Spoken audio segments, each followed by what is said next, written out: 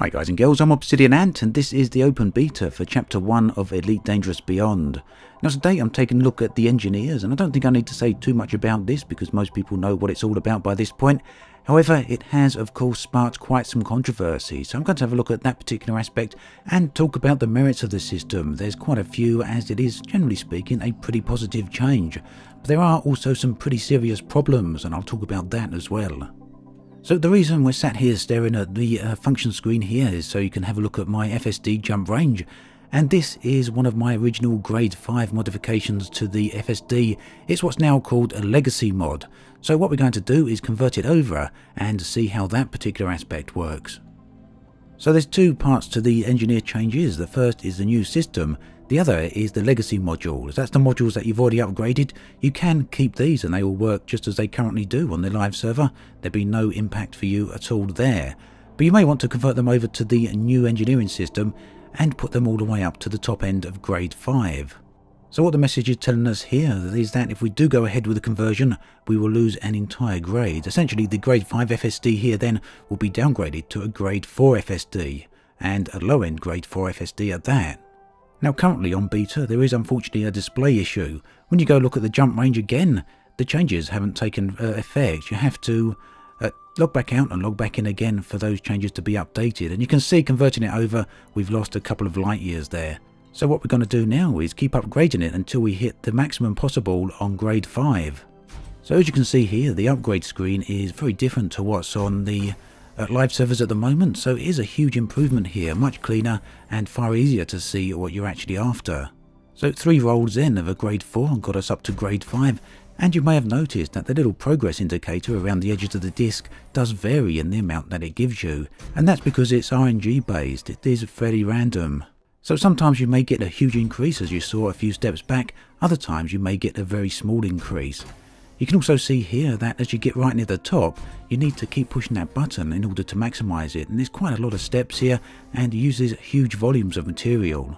To be perfectly honest, it may be a bit unnecessary to do this, but if you're chasing the top end upgrade module, then you're going to want to do this until you get to the maximum, and we should be there just about now. There we go. So the idea here then is to see how favourably this compares to the original grade 5 modification I had on there, which was 42 light years, and it hasn't updated just yet. So a quick reset and we can see we've now got a significant improvement. But it was a lot of effort just to gain that additional 4 light years, so your mileage will vary as to whether you actually want to go through and do that sort of thing. Some of you may not think it worthwhile. Yet for combat modifications, the few extra percent is probably going to be well worth it. Now we can also apply special effects to the FSDs and indeed most other modules, and this will increase the jump range a little bit more. Unfortunately I don't have enough materials, so I had to head on over to the material trader in order to accomplish that and get some more bits and pieces. Now do keep in mind the 46 light years I've currently got is by no means the optimal jump distance for this particular ship. The ship isn't ideally equipped for maximum jump range. Instead, the point of this part of the video is to let you see what happens to a legacy module when you convert it over. So I need a bunch of new atypical disrupted wake echoes, and I don't want to go out there and actually collect them manually, so I'm going to convert some over. You can see for 1 unit of this I'll receive 9 new atypical disrupted wake echoes, and if I wanted to use the top 5 one there, the grade 5 one rather, I would actually get 81 in return. So pretty favourable odds in this particular case, although it doesn't always work out that way. For cases like this it's generally very good. So I'm going to apply the mass manager here, and I apologise that I do it a little bit too quick, so you probably didn't get to see exactly what went on. Yeah, there we go. I even surprised myself at how quick I actually clicked on that. Now the mass manager will give us an increased jump range, and we can have a look at exactly what that achieves. Strangely, experimental effects apply visually here without having to log back out and in again. So 48 light years, we gained another 2 light years for the experimental effect. Later on I tried out the deep charge experimental effect, and that gave me a jump range of 48.06, so more or less the same jump range, and what this experimental effect does is use increased fuel to gain better jump range. And heading on over to the outfitting screen, we can see that a top end grade 5 FSD modification, and we can't get any higher with this, gives us a 50% increase on optimised mass. Do keep in mind that the optimised mass increase would have been slightly higher if I thought to check this with the mass manager experimental effect, but the net result on the FSD range is the same. Now apparently these numbers are somewhat lower than what people have been getting on the live server with the current version of the engineers when they get god rolls. But the numbers here are in the beta version of the game, so they are subject to change, and it was more about looking at the process of what we do with a legacy module. Now, that in mind, we're back here on the live server, and what I want to do is run through a quick upgrade on a base 5A FSD. And the reason I'm doing this is to compare the process from live server to the current beta server. To make sure it's a direct comparison, in terms of the ship at least, we've got the exact same ship build on both servers.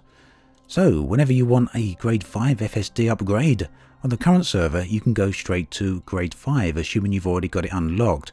And that means you can buy a brand new module and then upgrade it accordingly. Now the downside to this is that if you want a top end grade 5 FSD or any other module, then you're going to need to keep rolling in order to get the god rolls, or the maximum possible roll that's achievable by using secondary effects, which of course is fully random.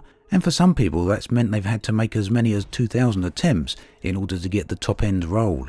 And this touches on the subject of playstyles, and there's basically two camps when it comes to this. It's a subject I'm going to talk about further into the video, but in short, you've got the people that chase the high-end modules to get the best they possibly can get, in which case the new engineer changes are very, very good for them.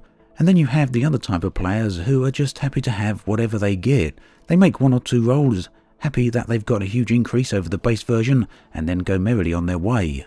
The first part of the video then showed how easy it is to max out a module, and you can do that with any single module now, and you don't have to worry about the random element. It's certainly much better than having to make 1,000, 2,000 or 500 or however many attempts in order to get similar results. However, the story is now very different for the other camp of players, those who go into the engineers and make just one or two rolls and are happy to walk away with whatever base 5 upgrade they get, knowing it's significantly better than the base version of the module. So on the live server, one roll got me 42 light years on the FSD, and 5 rolls got me 44 light years. For a ship I just used inside the bubble, I would have walked away with 42 light years, and I probably would have walked away with 40 light years, knowing that's good enough to just use around inhabited space. And this is a playstyle many people follow, not just for FSD modules but for all modules, so basically not everyone chases top end upgrades. So here we are then, this is a brand new module, and you can see we've got to go through all 5 upgrades starting at grade 1, and we have to do that for every single new module that we purchase. Now the idea here is to do a direct comparison between how things work on beta with the new engineers and how things worked with the old engineers. You saw on the live server I did just a single roll to get 42 light year upgrade, 5 rolls got me a 44 light year upgrade. Now I do realise that due to the way the original engineers function, that they're so random, it's a bit difficult to do a direct comparison. But that's not really what I'm trying to compare here. What I'm trying to compare is how much effort is required to get to a base grade 5 module.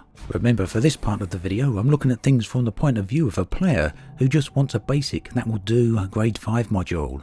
So in the background here we're slowly progressing up, and what's nice is that we don't have to maximise each grade before passing on to the next one. After about 3 or 4 attempts, you'll see that grade 4 is going to unlock here, and that happens before grade 3 is complete.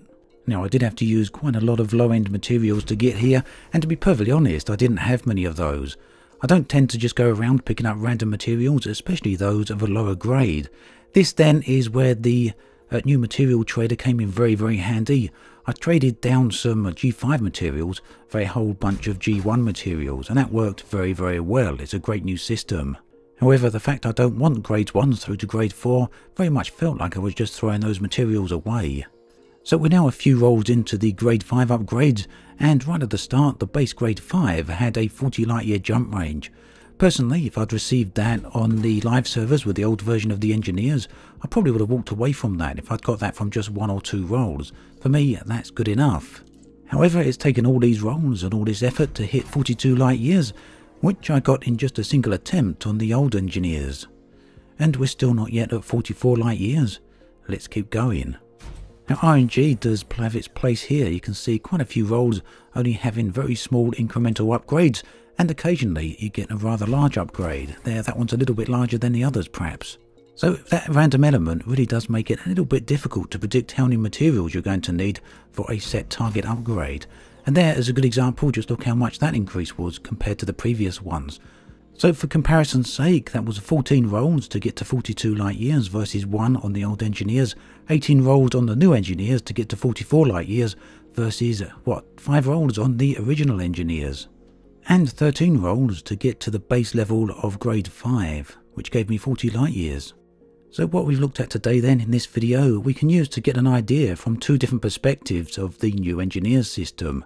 The first lets us see what it's like for those chasing the top end upgrades. The second lets us see what it's like for those players who just go for that'll do type modules. In short, those type of players who will happily walk away with a basic grade 5 module upgrade, as it's a significant improvement over what you get by default. So essentially, this new system is a very, very good change. It's extremely positive for the people who chase god rolls or the people who want high-end modules. Especially, and even more so, for those type of players who will fully engineer an entire ship in this way. It means they can go from a few thousand attempts on any module right down to just a couple of dozen. It gives such players a clear indication as to their progress path and lets them know with clarity and certainty that every step is going to be an improvement over the one they took previous. It also means for this type of player they need significantly less materials. After all, to get thousands of grade 5 upgrades you're going to need a huge amounts of quite rare materials. And even so, the new material trader makes that job that much easier because you can trade in either high grade stuff for a whole bunch of low grade stuff, or otherwise work your way around the material traders to get exactly what you need. Material storage increases also help here because it makes sure you've nearly always got on hand what you want, assuming you've been out to collect it or trade for it. So like I say then, the new Engineers are an extreme improvement for people who want top end upgrades. But whilst this new system helps players who play in that particular playstyle, it, on the other hand, makes things very difficult for players who play in a different playstyle, those players who are happy to go with whatever they get. Now, for the purpose of this discussion, I think it's quite important to avoid certain phrases. For example, we could say this type of player just wants an easy mode, and we could call the other type of player grinders or min-maxers. At the end of the day, all those phrases don't help because both camps are equally valid in how they want to play the game. So for players who don't want to chase top-end upgrades, for those who will happily go without ado, the new system pretty much throws them under the bus. It makes things very, very difficult and essentially undermines their current playstyle. Now you could argue that this type of player essentially gains the positive outcome of knowing exactly what their upgrade is going to be. But for these type of players, the price for that knowledge is very, very high. It means a huge increase in time invested in order to achieve an objective that was incompatible with their playstyle to begin with. Now we could just ask this type of player to get over it and that they'll just have to learn the new way of playing and the new ropes. But is that attitude and that way of thinking really the Elite Dangerous we want? Personally, I think this really is the root of contention for all these discussions, debates and arguments going on over the internet in regards to these changes for the Engineers. A lot of people are very much in favour of them, other people are very much against them. And if you take away all the trigger words, take away grinders, take away min-maxing, take away easy mode and all the rest of it, what you're left with is the basic principle. The new system only pleases one group of players and is very much antithesis to the other group. So what's the answer to all this? Well, fortunately, I think the answer to this really isn't all that difficult. By and large then, the new engineering system achieves its objectives. The objectives, of course, are to enable a linear path of progression with clear upgrade steps along the way, whilst simultaneously minimising extremely excessive upgrades attempts in order to reach top spec modules. It does that very well, and it certainly accommodates one playstyle. Now this same system can easily accommodate the other playstyle without having to make too many changes. First, if a player already has a grade 5 module upgrade, then allow them to instantly bring the new module of the same type and same upgrade to a maximum level 4 module. This grants them a significant that will do module that they can walk away with quite happily if they desire. And meanwhile, grades 1 through 4 remain equally valid parts of the game in just the same way that low-end ships and modules do. Second, increase the progression curve from a base grade 5 module to a top-end grade 5 module. This basically allows the system to retain its intended method of making upgrades take time, while still making it significantly easier, predictable and better than the current system. So there's probably also other ways of handling this, but the short of it is that we need to have a system that basically helps both playstyles along the way. The new engineering system goes quite a way to achieving that, but misses a few significant steps along the way that is causing quite some contention amongst the player base, and to me at least, I feel that both camps have equally valid points. The real shame of all this then is that the new system could easily please both camps. As always, thanks for watching, and I'll catch you guys and girls next time.